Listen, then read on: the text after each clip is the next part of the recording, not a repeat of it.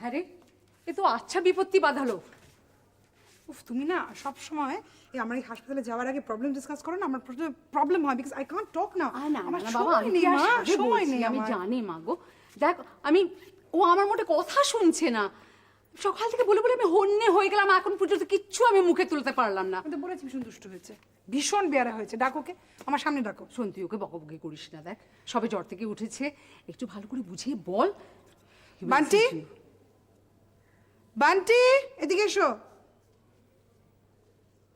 কি হলো, তুমি শুনতে পাচ্ছ না? আমি ডাক, কি ব্যাপার? ডাকছি তো, শুনছো না তুমি? আমার সময় নেই। তুমি দিদুনকে তো প্রবলেম দিচ্ছ কেন? তো বায়না করছো কেন তুমি? You fussing all the time. কি ব্যাপার, কি হয়েছে তোমার? বোন কোথায় মা? বোনকে দেখতে পাচ্ছি না। বোন? কেন? বোনের উপর তো তোমার খুব রাগ। তুমি তো বোনকে চাও না এখানে। না, কিন্তু বাবাকে আমি কথা দিয়েছিলাম যে বোনকে আমি এসে আমি খুব ভালো করবো, খুব ভালো করবো। তুমি বোনকে কথাই রেখে দিও। তুমি বোনকে এক্ষুনি, নাহলে আমি খাবো না, কিছু করবো না, কিছু করবো। তুমি বোনকে এক্ষুনি নিয়ে এসো। আমি কিচ্ছু করবো না, তুমি আগে বোনকে এক্ষুনি নিয়ে এসো। দেখো, বোনকে বোনের বাবা মা নিয়ে গেছে। হ্যাঁ, ওদের তো মনে হয় যে বেবিটা আমাদের কাছে থাক, তাই তাই ওদের কাছে আছে এখন বোন। না, দিদুন তাহলে মিথ্যা কথা বলেছিল কেন? যে বোনের কোনো মা বাবা নেই, যে বোনের কোনো টাকা জায়গা নেই। কেন কেন বলো? এসো, এসো, বসো। আমার বোনকে না পেয়ে খুব কষ্ট হচ্ছে বাবা, শোনো।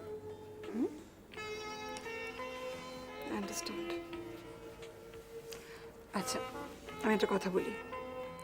তুমি খুব লক্ষ্মী ছেলের মতো খাওয়া দাওয়া করো, করে শরীরটা একটুখানি স্ট্রেংথ বাড়িয়ে নাও। দাদা হলে তো গায়ে শক্তি লাগে না। আমি বোনের এই বাবা মার সঙ্গে একটু কথা বলি যে আমাদের বান্টি বাবুর কষ্ট হচ্ছে, আমাদের কষ্ট হচ্ছে, আমাদের একটু দেবে বোনটাকে। শ্রদ্ধেয় দাদা, আমার শরীরের অবস্থার কথা তো আপনারা জানেন। আর বেশি দিন এই অবস্থায় থাকলে লোকের চোখে ধরা পড়ে যাব। তাই একটা পথ এবার আমায় বেছে নিতেই হবে। আপনি যদি একদিন সময় করে আসতে পারেন দাদা, খুব ভালো হয়। আপনারা ছাড়া আর কার কাছেই বা যাব? এ ব্যাপারে পরামর্শ চাইব। জানি আপনার মতো মানুষের পক্ষে সময় করে আসাটা খুব কষ্টের। তবুও এই হতভাগী বোনের কথা ভেবে যদি একদিন আপনারা আসেন, খুব খুব ভালো হয়। আপনি আর বৌদি আমার প্রণাম নেবেন। তিতিশোনাকে আমার ভালোবাসা দেবেন। ইতি শর্মিলা। চিঠিটা পড়লে?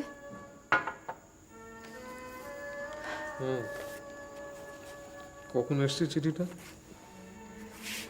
রাত্রি ফেরার সময় লেটার বক্সে পেলাম, আজই এসছে।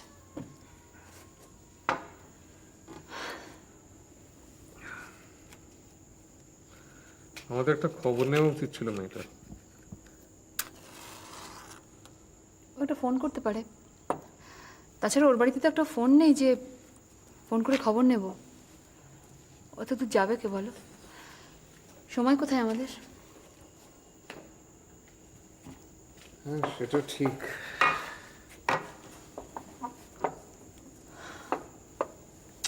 কি ঠিক করলে? যাবে তো একদিন?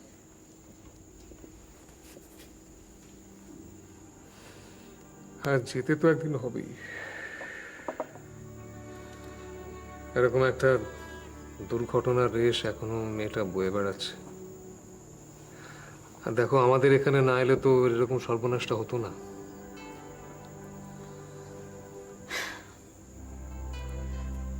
আড়াই 3 মাস হচ্ছে, এখনো কিন্তু সময় আছে। ওকে ওকে বলো না অ্যাবর্শন করিয়ে নিতে। ও কি ভাবছে সেটাও তো জানা দরকার।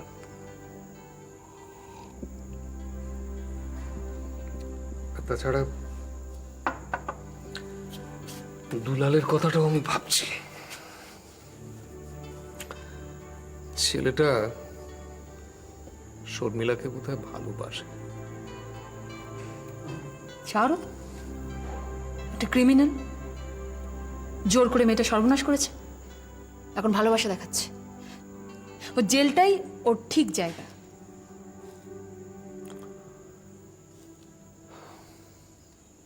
হ্যাঁ, ক্রিমিনাল তো বটে, তবে অনেক ছোট ক্রিমিনাল। বড় বড় ক্রিমিনালরা তো আমাদের চারপাশে দামি দামি জামা কাপড় পরে ঘুরে বেড়ায়।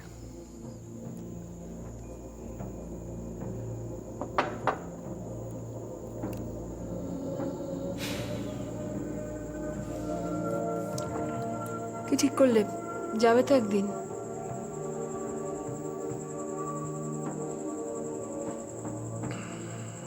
হ্যাঁ, যেতে তো হবে, যেতে হবে।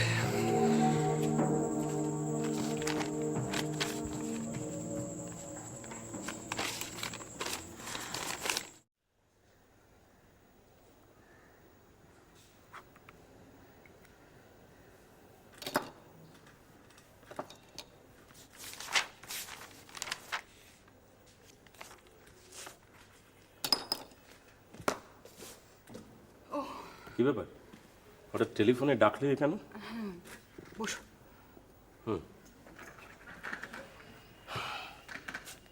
তোমার সঙ্গে আমার একটু দরকার ছিল।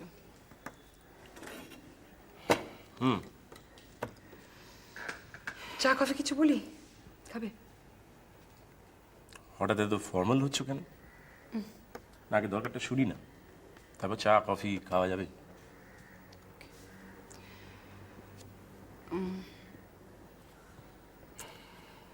একটা সমস্যায় পড়েছি, বান্টিকে নিয়ে সমস্যা। মানে আবার শরীর খারাপ করেছে নাকি? না না, শরীর ঠিক আছে, ও, শরীর একদম ঠিক আছে, ইজ পারফেক্টলি অলরাইট না। তো প্রবলেমটা অন্য জায়গায়, পৃথাকে নিয়ে। পৃথাকে নিয়ে? সে কি?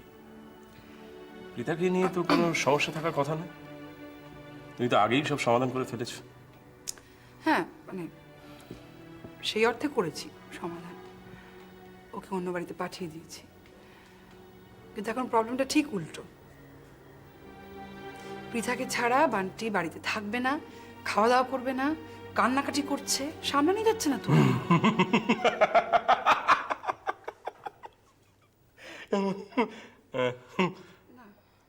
I am sorry.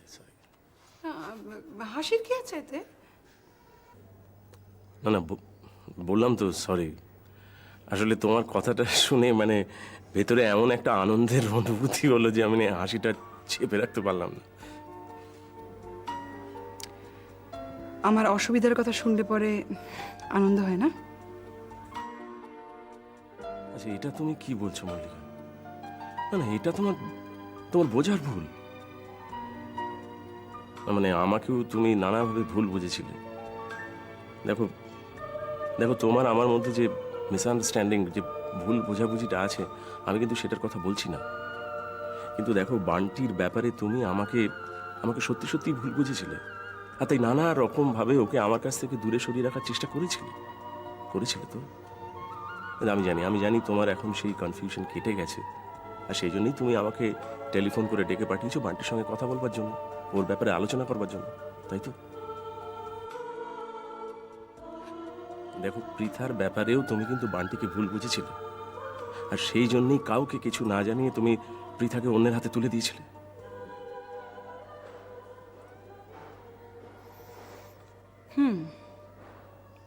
সব ভুল বোঝা শুধু আমার, তাই না? হতে পারে, হতেই পারে পৃথাকে নিয়ে বান্টির এই জেলাসি, সেটা আমার ভুল বোঝা। বান্টি যে অসুস্থ হয়ে গেল, পৃথা আসার পর আমি বান্টিকে অ্যাটেনশন দিচ্ছি না, সে দায়িত্ব আমার। বা বান্টি বাড়ি ফিরলে পরে পৃথাকে নিয়ে আবার মেন্টাল ক্রাইসিস তৈরি হবে, এই ধরনের ভাবনা তোমাদের মনের মধ্যে ছিল না। ওটা আমার ভুল বোঝা, তাই তো? হ্যাঁ ছিল, ছিল, আমাদের সকলের মধ্যেই এই ভাবনাটা ছিল, আমি স্বীকার করছি। কিন্তু দেখো দেখো তার সলিউশন তো এটা নয় যে পৃথাকে অন্য কারোর হাতে তুলে দেওয়া। বরং বান্টিকে বোঝানো দরকার যে ওর ইনসিকিউর ফিল করার কোনো কারণ নেই। পৃথা থাকলেও আমরা ওকে আগের মতোই ভালোবাসবো, আদর করব। অন্তত অন্তত হাসপাতালের বেডে কিন্তু আমি ওকে নিয়মিত এই কথাটা বোঝাতাম।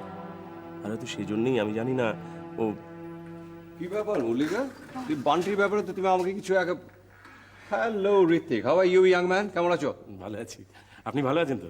হ্যাঁ খুব ভালো আছি, খুব ভালো আছি, আই এম জাস্ট ফাইন। না না আমি বসবো না, আমি শুধু বান্টির ব্যাপারেই খবরটা নিতে এসেছিলাম। সে আছে কেমন? আছে, ভালো আছে, খুব ভালো আছে। খুব ভালো আছে? Absolutely. তাহলে তো কোনো চিন্তাই নেই, এভরিথিং ইজ ওকে। হ্যাঁ সো চলি young man, see you later. বসুন না তোমরা প্লিজ। একটু বসে কথা বলো, আমার আবার একটু চলি। হ্যাঁ thank you so much sir.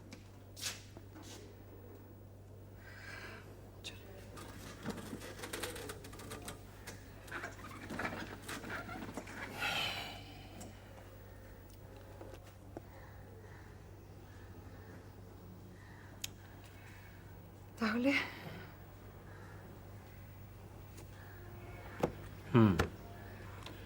তাহলে তাহলে কি কি করব? বান্টিকে নিয়ে কি করব? মানে কিছু একটা তো করতেই হবে। ও যেমন করছে ওকে তো সামলানোই মুশকিল হয়ে গেছে, পরে তো অসুস্থ হয়ে পড়বে। আচ্ছা, ওই ভদ্রলোক, মানে যার কাছে তুমি পৃথাকে মানুষ করার ভার দিয়েছো, তার ঠিকানাটা আছে? ঠিকানা না আমার কাছে নেই, তবে শাশ্বতীদির কাছে নিশ্চয়ই পাওয়া যাবে। কেন বলো তো? আমাদের একবার যেতে হবে ওনার কাছে। তুমি কি মানে পৃথাকে? দেখো, এটা ছাড়া আমাদের সামনে কিন্তু কোনো রাস্তা খোলা নেই। মানে এটাই একমাত্র সমাধানের রাস্তা।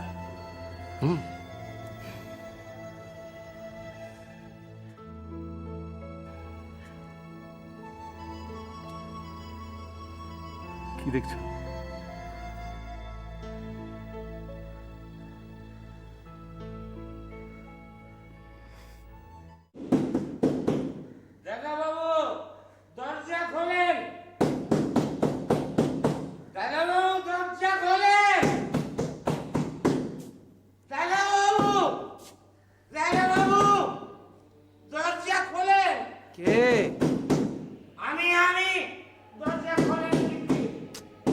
আরে আমিটা কে?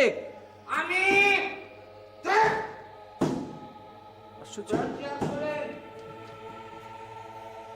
তো রাতে লক্ষণদার গলা। এই, দাঁড়াও দাঁড়াও, আমি আলোটা জ্বালছি। দরজা খোলেন। আরে দাঁড়াও দাঁড়াও, আরে দাঁড়াও, আস্তে আস্তে আস্তে।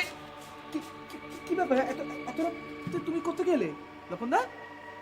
তুমি আজকে বাড়ি যাওনি? বাড়ি কি হবে? সেখানে আমার কোন সুখটা অপেক্ষা করিয়াছে বলতে পারেন? তুমি এত মদ খেয়েছো কেন? মদ খাওয়ার টাকা পেলে কোত্থেকে?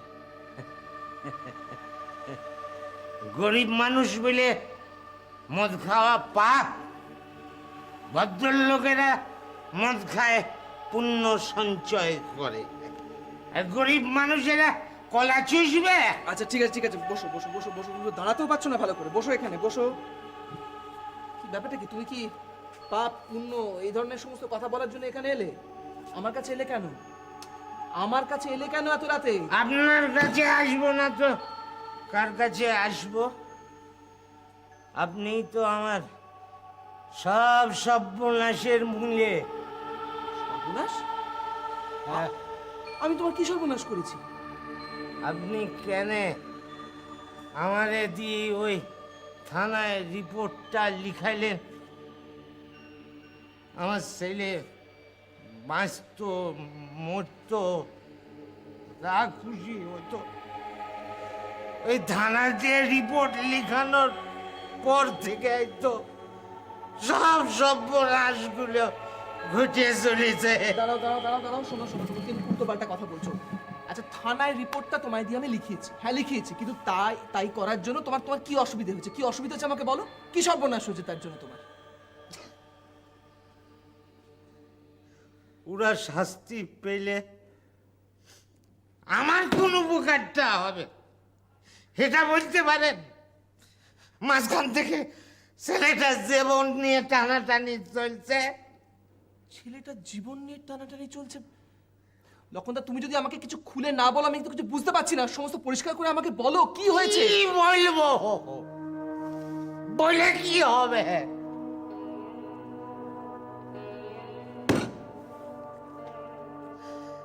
মাঝখান থেকে বাপ বেটার জীবন নিয়ে টানাটানি চলছে। আপনারে একটা স্পষ্ট কথা বলে দিচ্ছি, আমার ছেলেরে আমি হাসপাতাল থেকে নিয়ে যাব। এই শোনো শোনো, কি বলছো তুমি পাগলের মতো? বসো এখানে। কারোর কথা শুনবো না। বসো। তুমি কি বলছো? তুমি বুঝতে পারছো তুমি সুস্থ নেই? তুমি ছেলেটাকে নিয়ে যাবে মানে হসপিটাল থেকে? ছেলেটা এখন যায় তখন যায়? হ্যাঁ, নিয়ে যাব। কেন? আমার সমস্যা নিয়ে আপনাদের মতো ভদ্রলোকের মাথা ব্যথা কেন? এক ভদ্রলোকের কথা শুনে আমি আমার ছেলেটারে আশ্রমে দিয়েছিলাম, তাতে আমার কি লাভ হল? আমার ছেলে মরতো বাঁচতো, হ্যাঁ সাপে কাটতো, ব্যাধবমি হয়ে মরতো, দুদিন চিৎকার করে কাঁদতাম, সই যেত, সই যেত। এই সর্বনাশের মধ্যে কেন লক্ষণদা, কেন লক্ষণদা, ফেললেন? শোনো শোনো, আমি কিন্তু বেশ বুঝতে পারছি এগুলো তোমার কথা নয়। লক্ষণদা, তুমি কারো খপ্পরে পড়েছো? বলো বলো। হ্যাঁ পড়েছো, বলো। তারা কারা? তাদের নামগুলো আমাকে বলো লক্ষণদা। আমি তোমাকে কথা দিচ্ছি, যারা তোমার উপর এরকম ভাবে চাপ সৃষ্টি করছে আমি তাদের শাস্তি দেবো। তুমি আমাকে বলো, তাদের নামগুলো বলো। আমি বলতে পারবো না, হ্যাঁ? আমি পারবো না। এই গরিব মানুষ কেন এই সর্বনাশের খেলায় মেতে উঠলেন? বাবু সেটি দেখ, একটা স্পষ্ট কথা বলতেছি, আমার ছেলেরে আমি হাসপাতাল থেকে কালকে নিয়ে যাব। না, নিয়ে যাবে না। কোনো কথা শুনবো না। না, নিয়ে যাবে না। কোনো কথা। লক্ষণদা, তুমি যদি ছেলেকে হসপিটাল থেকে নিয়ে যাও এটা ক্রিমিনাল অফেন্স হবে। আরে আরে আরে, কি আশ্চর্য! আপনার পায়ে পড়ে লক্ষণদা, ওঠো ওঠো ওঠো ওঠো। আমার কথা শুনেন। ওঠো। আপনি এই ঝামেলার মধ্যে জড়িয়ে পড়েন না। জড়িয়ে পড়লে আমার ছেলেটা মারা যাবে। আর ওই হাসপাতালের বড় ডাক্তার বাবু, হ্যাঁ কি বলে? লক্ষণদা, লক্ষণদা, লক্ষণদা, কি হয়েছে? না না না না, আমাকে বলো, তুমি এক্ষুনি কি বলতে গিয়েছিলে? না, ওই স্পন্দন হসপিটালের বড় ডাক্তার বাবুর কি হবে? আমরা যদি এই ঘটনায় জড়িয়ে পড়। কিসের শব্দ?